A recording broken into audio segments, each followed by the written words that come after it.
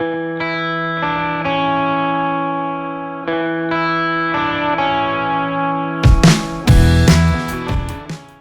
everybody doing? Good. Good? Awesome. What kind of racing we have in here? Very good. Sprint car, Circle dirt. asphalt, dirt track, SCCA. SCCA. Okay. Flaming coat. Okay. So a little bit of everything. That's good. Primarily my background, like you said, sprint cars. I grew up, or started in go-karts, went to modifieds, and then currently race sprint cars. But this should somewhat pertain to about any form of racing as far as that goes. So we'll look at the first video here if you want. Henderson third, Graff now I'm fourth. in the white car. Hippie in the fifth spot, and McVitie rounds out the running order. Already at the halfway point is Henderson. Oh, hang on, Ryan Bowers. Up and over the catch fence. And that was a wild ride, ladies and gentlemen. Some of you may have seen that. It did go around on the internet quite a bit. Over the catch fence. Keep playing it, it'll go in slow motion. And that was a wild ride, ladies and gentlemen. Anybody guess how far I flew? Anybody guess the exact footage or how far I flew from right there to where I land? I'll give you a free set of K1 gloves. 105 feet. 50 yards. 75 yards. 82 yards. 152. Yeah, we got a winner. It was 152 feet I flew. Total was 176 feet from the track is where I ended up. The scary part is if I went a little off more to my right, I guess you would say, there was a pond there. And when I was in the air, that's kind of where I thought I was headed. So that kind of leads me to my first point is, as racers, we're our own worst enemies. Looking at a track when you get there and going if it's safe. They've since put a catch fence all the way around that after that happened. But that was a scary deal. Well, if you can recollect, it looked like you hit him up in that turn shortly before you started that. It was just caught up. No, so actually the lap before, the lighting at that track's not the best. In the lap before, you can see they had scraped the wall there, but over there it was starting to pile up. And actually the lap before, I thought, man, I can barely see where the wall's at. And basically all that happened is I slid up, the cushion was right at the wall, and my right rear just tapped, and when that happens, it pulls the front over, and I had corrected, and at that point my wheels were pointed straight up the, and they had put two, they were worried about people ending up in the pond, so they had stacked another barrier above that one.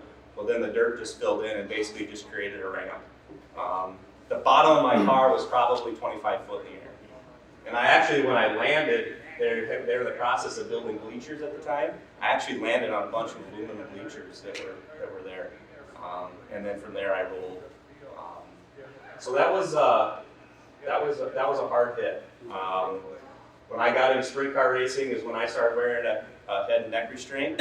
I thought in former types of racing that I didn't need to wear it because I wasn't going fast enough, which is not true. I mean, virtually any car on a track is going fast enough. It should justify you wearing one. And so it's important to have those on, in my opinion. Basically everything I'm talking about is my experience, my opinion on what I do, not necessarily saying one is better than the other. So there's many different really good options out there for us all to look at. What I did when I started wearing one is I went down to the PRI show. You guys have a great blessing here that everything's in the showroom. Just try stuff on. What's comfortable for you? Everyone likes a different style, but they're all going to do the job. The biggest thing is they got to fit you correctly, and they have to be adjusted for your body type, because we're all built different. So that's the first thing that I took away from this wreck. The second thing is having a helmet that fits correctly, because if the head and neck restraint is on and working, but your helmet isn't fitted correctly, your head's still going to move inside that helmet, and it's not going to be a safe situation. So there's a lot of different options for helmets. With all safety equipment, I wouldn't buy strictly on price alone. Having someone that has the knowledge to fit you correctly. We all spend a lot of money to do whatever form of racing we want to do, and being someone that survived that, having the correct fitted equipment is very important. Any guesses on what injuries I sustained in that? Yep, that's it. He said concussion. That's the only injury I suffered. I didn't have any bruising on my chest. I had no broken bones. I actually practiced at that track that following Friday and went racing that next Saturday. It was a little weird going in that corner the next time, though, I will say that. I kind of lifted a little bit there. I couldn't quite keep her down. But yeah, it was just a little bit of an uneasy feeling, but I was fortunate. Yes. Did the rear end come up and hit the bottom of the seat? Did not. So I was going to ask you, when you mentioned like injuries, I'm like, man, there's a lot of broken local down. And I think it's because when the car came down, it kind of came down more. It didn't just. Yeah, I looked at watching that compared to like when Kevin Swindell got hurt. Yeah. That looked like nothing. And I think when I landed, I still had suspension. And when Kevin landed, his suspension was already knocked out of the car. And so it was straight on the frame. And I think, unsafe as all that aluminum scrap was laying there, it allowed cushion. I wouldn't recommend tracks behind their outside of aluminum, but in my case, it just happened to work out. Does anybody have any questions about that, Rack? No? Okay. Just got some notes here. I don't really talk like this very often. Second incident I'm going to talk about, we don't have video of it, but I will try to recreate the scenario. So basically, I was first night driving for a new team. We went down to Britt, Iowa, Hancock Speedway, and heat race went good. I can't remember where we finished, but we started mid-pack, I think, for the feature. Got going in the feature, and right away I discovered I didn't have the brakes in the car. Not the first time that's happened, and thought, well, track was fast, didn't really need them, so I just kept going. Shortly after that, I realized I was leaking methanol, and if anybody hasn't had methanol on them, it's a cool sensation, basically. So the race is going, the car's fast, I'm working my way towards the front. Methanol is continually dumping on me as I'm driving. At this point, I'm basically completely soaked in methanol from my waist down. I go to pass for the lead down the backstretch. Right as I do that, the caution comes out for another car. Naturally, you lift when that happens in a sprint car. A lot of times that backfires, fire flames out of the exhaust, and that ignited my cockpit. So this time, all track officials, safety officials are concerned with the caution that had happened. And at this point, I'm on the backstretch, engulfed in flames with a race car with no brakes. So there's a lot of lessons to be learned here. I made a lot of mistakes in this situation. One, not racing with brakes. Some of us have done it, some of us probably haven't. As racers, you have the pressure to perform, especially if you're driving for somebody else. Obviously, it was my first night in the car was fast. In hindsight, I probably, as soon as I discovered the leak, I probably could have pulled into the workstation. They could have easily repaired the leak because all it was a loose fitting, come to find out. And I probably could have gotten back out there and continued to race. But in my racer mind, I thought, oh, keep going, I'm going to win this thing, So, huge problems. There I am rolling for 3 and 4. The car's on fire. I'm swerving back and forth, trying to slow the car down so I can get out. I wear my receiver on my helmet. The nice thing about that, I feel, is I can exit the car without having to worry about it. I can also hear the officials the entire time why I'm exiting the car. That's just something I prefer. Some people do other things. So as I'm bailing out of the car, I realized that they had a full enclosure on a cockpit on the left side, which makes it a little bit more difficult to get out of a car. So one thing to think about in all your cars is how easy is it to get out in a situation like that, because it's a panic situation. As much as you tell yourself to be calm, it's really, imagine being at a bonfire. You know how the bonfire gets too hot and you want to take that step back? Now imagine taking a step forward, and that's what it's like in a fire. At that point, you'd spend any money imaginable to be safe and have the correct protection. And that's what you got to think about when you're shopping for your safety equipment, because you never know what's going to happen. It's terrible to deal. So there I am, I'm bailing out. As I'm going out the cockpit, I hear the officials say red, red, red. Which is in my mind, them acknowledging that I'm actually on fire because they figured out that why is he stopping on the front stretch. So at that point I bail out, stop, drop, and roll, because that's what we've all been trained to do, right? Well, when you got chicken legs like this and your legs are on fire, stop, drop, and roll isn't very effective.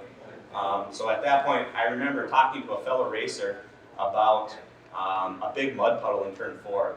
And at that point, I think, I gotta put myself out. And so I jump up. As soon as I jump up, the firefighter actually arrives on scene, hits me with the fire extinguisher, and I literally run out of the smoke like a special effects scene, and I book it about 50 yards to turn 4 and dive in the mud puddle and extinguish myself. 2 things to learn there. 1, check to make sure the tracks have actual fire safety equipment available. You'd be surprised how many times they don't have the proper equipment there. It's very important that's talked about. Bring it up in your drivers' meetings, talk to your race promoters, your series promoters, whoever it is, because fire is not something to play around with. So it's very important. These tracks, and many tracks do a fantastic job, but there are tracks that don't, and there's sanctioning bodies that don't, and it's important. And as a racer, know where the fire departments, know where those guys are parked. Are they on the infield? Are they on exit and turn 4? Are they on the track entrance? Because if I had driven right to those firefighters, I wouldn't have had to get out and run. I mean, what if I was at a point that I couldn't run anymore? There's a lot of scenarios that could have played out for me, but luckily, none of those things happened to me.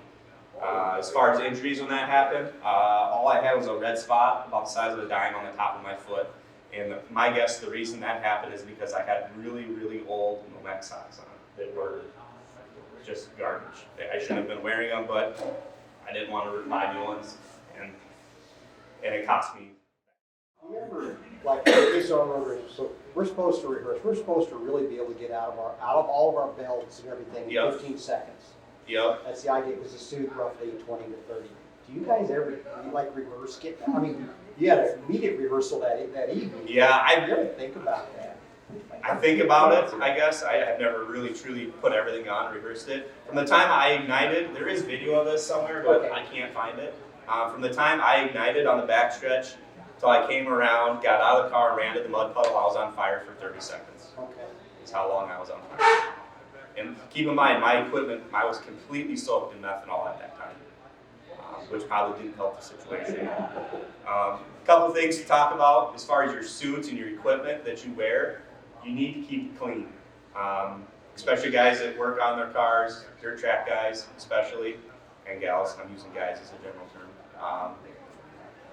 You got to keep it clean. That thing's soaked in rear end grease and brake fluid and motor oil and everything else. It's not going to do its job to keep you safe. And I think that a lot of times that gets overlooked. You know, a fire suit isn't good for 100 years. I mean, there's a lifespan of our helmets. There's a lifespan of our belts. Why? I guess that's a question I've always had as a racer. Why is it just assumed that we'll replace it when needed, when I know people have been wearing suits for 20 years? That suit's literally going to do you no good in the fire. So that's something that I've always wondered, why there isn't a lifespan on that set by the SFI or FIA. But this is my personal opinion there. Let's see, what else did I talk about? Yeah, I think I've covered about everything with that. Does anybody have any questions with that one at all? You wear a head sock? I do wear a head sock, yep. I wear just an open port. I know a lot of guys wear twin port, twin hole. Probably a little bit safer, but at least something. Is it tucked on your... Yep. I use a big collar on my thing and tuck it down and seal it up. Yep. This is that Jackson Motorplex, half mile. I'm in the black car. Ryan Bowers goes for the slide job, and he gets in the ledger. We got 1 into the wall, 2 into the wall from turn 2. So we won't talk about who's at fault at that one. Cody Ledger trying to move into the top 5 now. The outside of turns 1 and 2 is going to be outside of Ryan Bowers. Bowers goes for the slide job, and he gets in the ledger. We got 1 into the wall, 2 into the wall from turn 2. Is it a safety guy? That's a fellow race worker, or a fellow race car driver that I know. He was standing there at track exit. The track entrance is right there. And so a lot of people stand there and watch it. He just ran down the fence line. So obviously that's a concrete wall. And I ended up about 12 feet back from that wall after hitting it. I hit it 100% perfectly square. The wing was actually pushed in exactly the same. It was not cocked. I literally hit the wall.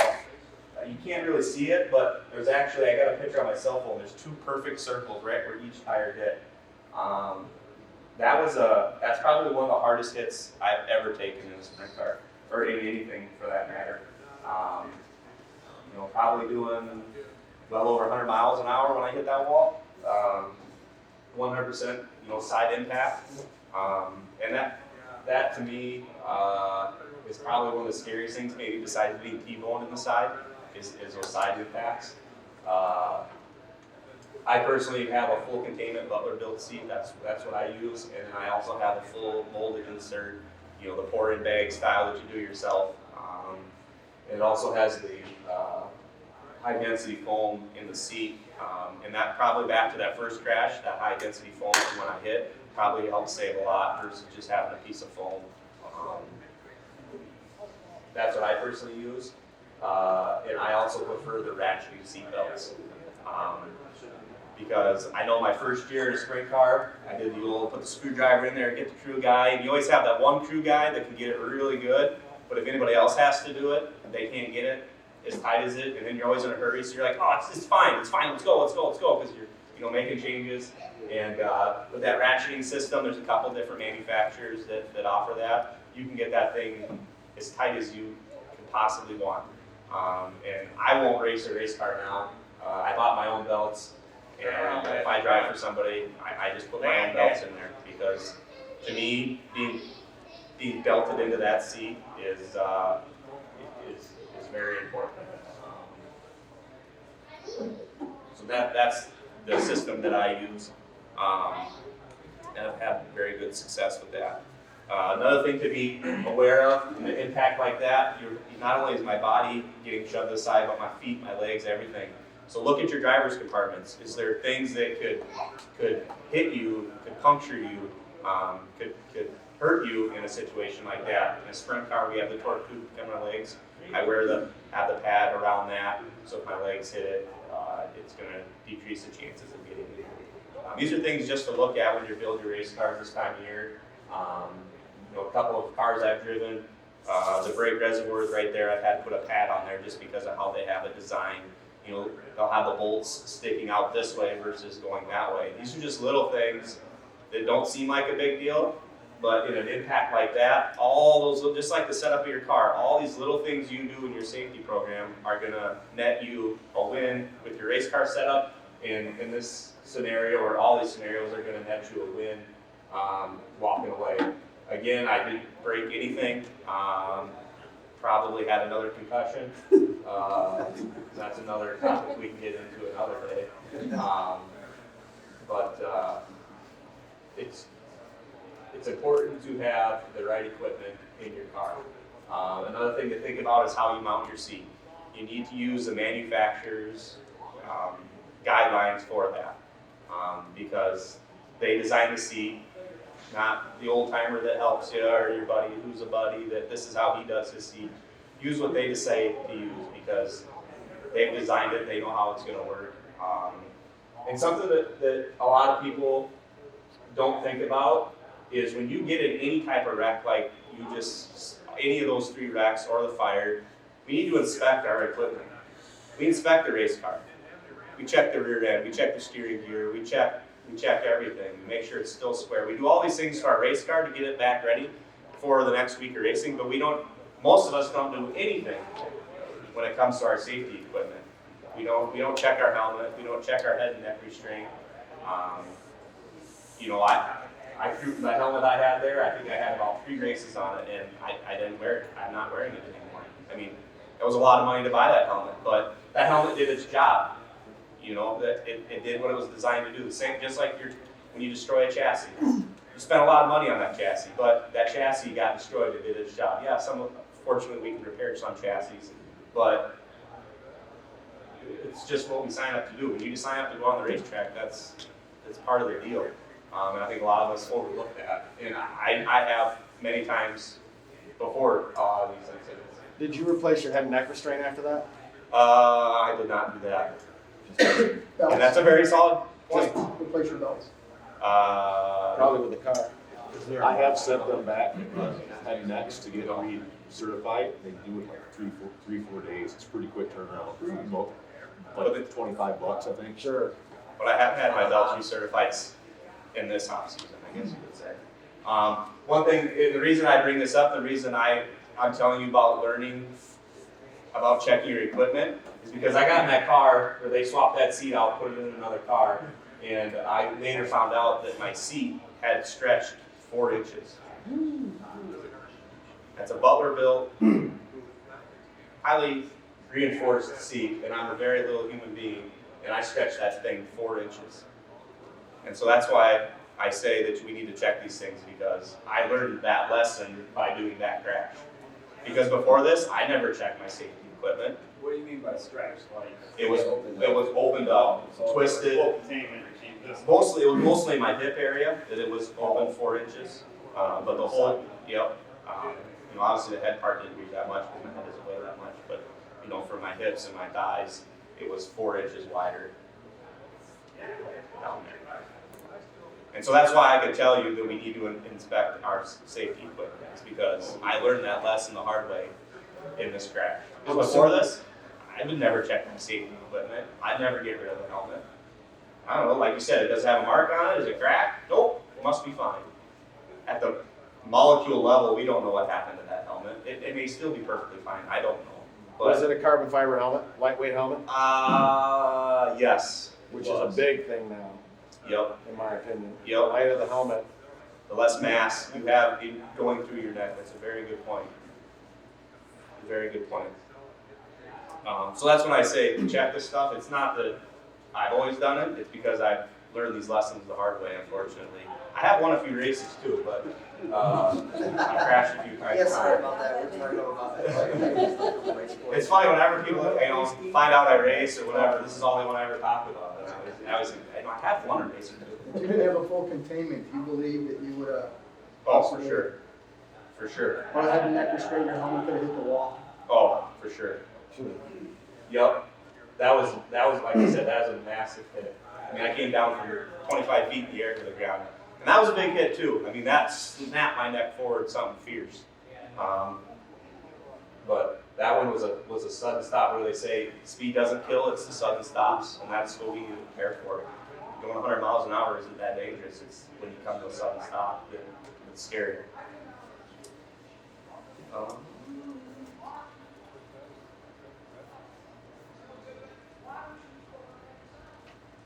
Yeah, that's most of the points I've had. I don't know how long to talk. But does anybody have anything that they do or don't do or have seen or heard? Or?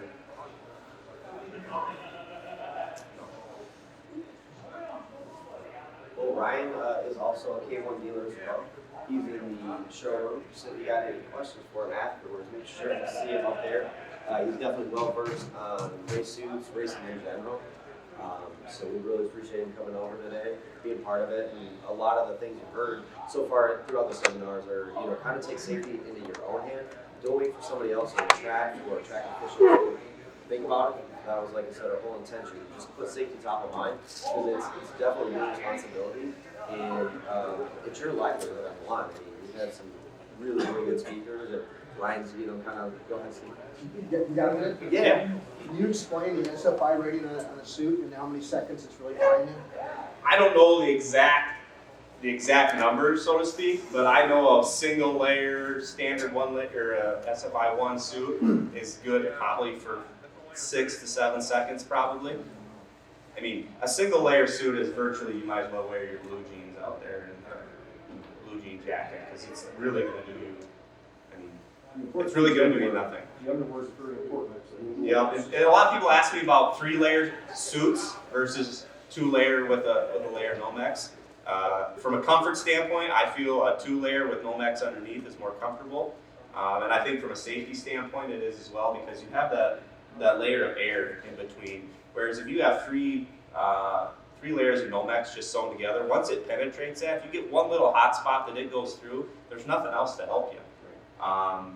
So I feel that, and I think a 2-layer is probably in like that 16-second range. You know? The underwear is definitely key, because if you're sweaty, when you get hot, it actually can boil your sweat. Yeah. Where you get the good underwear absorbs that. Absorbs it. I don't know how you guys I see wearing like a Under Armour shirt. Yeah, I mean, that's gonna be like plastic melting to your body if you ever catch on fire. I mean, Cold you time can get out around hoodie sticking out of the suit. I've seen that before. I saw somebody today trying on a driver's suit with their hoodie on. It's just there's so many things, and like if you have any questions, I mean, feel free to come up and ask me at the booth or whatever. I can walk you through some of the stuff that I recommend that I use. Not saying it's the best or the only way to do it. There's a million people out there, but as far as helmets go, talking to somebody that can actually fit your helmet. I mean, I've literally been at the go-kart track. I've been at the racetrack and have seen people in go-karting suits that are designed for abrasion. So if you slide across the dirt, it helps you. It will literally do you no good in a fire situation. So it's just knowledge. If you don't know, call these companies that are in this business. They'll guide you to what you need to stay safe. Because like you said, relying on sanctioning bodies or the tech guy or that to make sure you're safe. At the end of the day, it's your own livelihood. And most of us, I'm guessing, in this room have other jobs to go to Monday morning. And that's, I guess, probably the most important thing, to be able to enjoy the sport we all love. Whether that's oval, road racing, drag racing. There's a lot of stuff, and it's tough. I get it. It's expensive to buy safety equipment, but put it in your budget. Talk to your sponsors. A lot of people are willing to help you get what you need to be safe out there. It's just a matter of putting in a little extra effort. Bundling it with a sponsor package. Having a suit. Putting their sticker of their. You don't need a custom paint job. Have your decal guy throw their name on your helmet. If Harry's Auto Shop's going to buy you a new helmet, put Harry's Auto Shop sticker. It'll cost you virtually nothing. And now Harry's on your helmet. That's going to last hopefully a lot longer than that quarter panel on your race car in the dirt track world. They're going to tear that off in 20 minutes. I've been there. I know. Or hot laps. Or hot laps. Say. Rip that wing off, no time flat. Yeah. So, just a quick question. Yep. So, all right, you get in a wreck, right, and you get a concussion. I did. Yep. I saw turn 1 come at me, and I just, you just gotta go for the ride. But when the helmet came off, and when I went to the hospital to get checked out, like they made me do, Yeah. they didn't bother with the helmet. They didn't want to look at it, anything like that.